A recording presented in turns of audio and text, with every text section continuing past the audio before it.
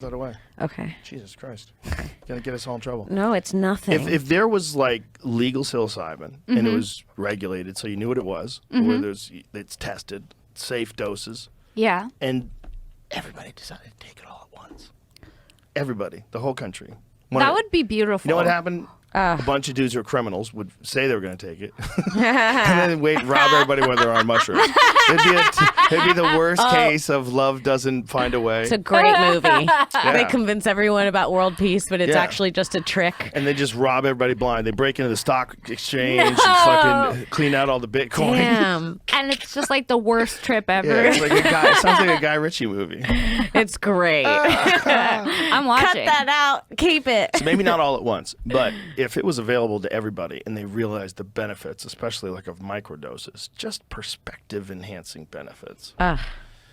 It helps so many fucking soldiers, so many guys who get back and experience combat. And they're all fucking racked by all sorts of emotions and thoughts and lost friends, and that and MDMA seems to really I was help just those going to guys. say, I had a roommate in LA who did MDMA. She did like a weekend camp therapy with only children of childhood trauma, and she came back like a different person. Wow. That's And interesting. she said it literally changed her life. Well, they know that it's, whatever it does, that experience of letting go of all your inhibitions and Yeah. it for some people, it can sort of just reset the way you see the world. Yeah. So for soldiers, for so many people that have experienced violence, like that is so important for them. Like why don't we make that available? That could literally help the world. And through MAPS, MAPS is doing those studies with soldiers, and they're all very promising. It's very interesting stuff, but they're doing it the right way, and they're doing it, through politics and Because, Joe, then we can't gossip. They need us to gossip. That's how they fun, control too. us. Gossip's fun too. When I did an MDMA, I fell in love with a PE teacher for 24 hours. So Wow, 24 hours. 24 hours. I go, this PE teacher's That's the about man how long for you me. fall in love with a PE teacher for.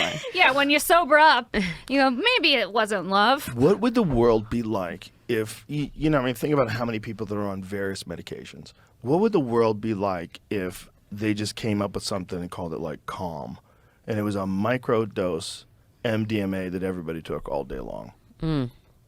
Wow. So everybody is like almost like they're tripping, almost like they're rolling all day long. Just Microdosing. Everyone's nice to everyone. Everyone's lovely. Everyone's friendly. People are giving you everyone- hugs they're at giving you CVS. hugs. They want everyone to do well. See? I want you to be happy. Everybody wants you to do well.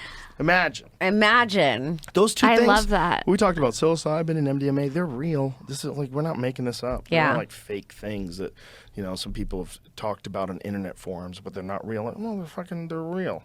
And they're illegal. It's like that alone should make us go, what the fuck? When is But that going to change? How It's are they illegal? 2023. But like Delta, that weird Delta 9? is legal. Like, how is that a thing? I don't know. That's a weird high. I haven't smoked it. It's like a neighbor of weed. It's like, I'm weed's neighbor. I'm going to tell you what it kills me. It's Come like- on in. Weed will be here soon. It You're doesn't like, seem will like it? it doesn't seem like it has any of the ideas that weed has. Yeah. It's like it just repeats weed's ideas. It doesn't do such a good job of telling them. Well, one time when he was 13, his stepdaddy was a real piece of shit. Anyway, Oh, weed makes you uncomfortable. Yeah. You don't want to stay for Delta. It makes you uncomfortable. it makes me like, it's an odd thing. It's weird that they can do that though. It's weird that that's legal. Yeah. I bought weed one time in Harlem from this guy. Can I say that? Back then it was probably illegal. Yeah, no. I mean, this was probably 3 years ago. When did it get legal in New York? Recently. Oh, yeah. So it was probably illegal then still. There. Oh, criminal. Yeah, I was doing bad things. A bad bitch. But I had always bought from this guy, and I was right before I recorded my podcast. This was when I was living in New York, and I rolled a joint of it, and I smoked it with me, my co-host, our guest, all the producers, and then while we were smoking it, like before the joint was even done, I was like, I'm done. And then I was like, we should do a new segment, and we should rap. And everybody was like, what? And I was like, we should like start rap. I think it would be a good idea if we became like a rap thing. And then I just started going off about rap and I was like going crazy. And then when we got on, I was like, we have to start the show now because we have to do this thing before the idea goes. And I started getting crazy. And then I'm like breathing all heavy and my heart's racing. And one of the producers who is like, does a lot of drugs, literally said into the mic, I'm the highest I've ever been. And then that's when it hit me that I was like, the weed. Like this is not me. Like I realized something happened and we were on air already. I was pulling up rap lyrics and dancing to them. And It's those joints that they sprinkle the THC crystals on. no, I know exactly what it was. What was it? Okay.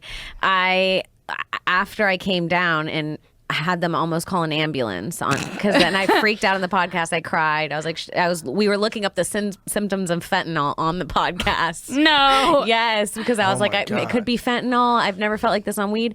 And then I looked at the bag and there was a little bit of cocaine in the bag that he sold me the weed in. So I had smoked Crack, basically. crack Whoa. and did a podcast, a full podcast So- trying to be a rapper. So you would have been a rapper if you had done crack. 100%.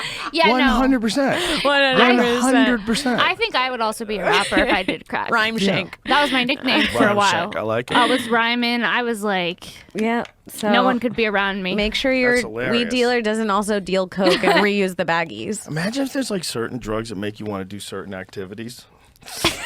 It's like if just crack and rap are just like, if you ever see like some Yeah. lost kid from the suburbs, all of a sudden he starts rapping. Well, yeah, I smoke weed because Testing I'm a for crack. comedian. I feel like if I would have drank more, I would have been like a mom. Yeah, but like Someone would have gotten me pregnant already. there's a lot of funny comedians that are drunks.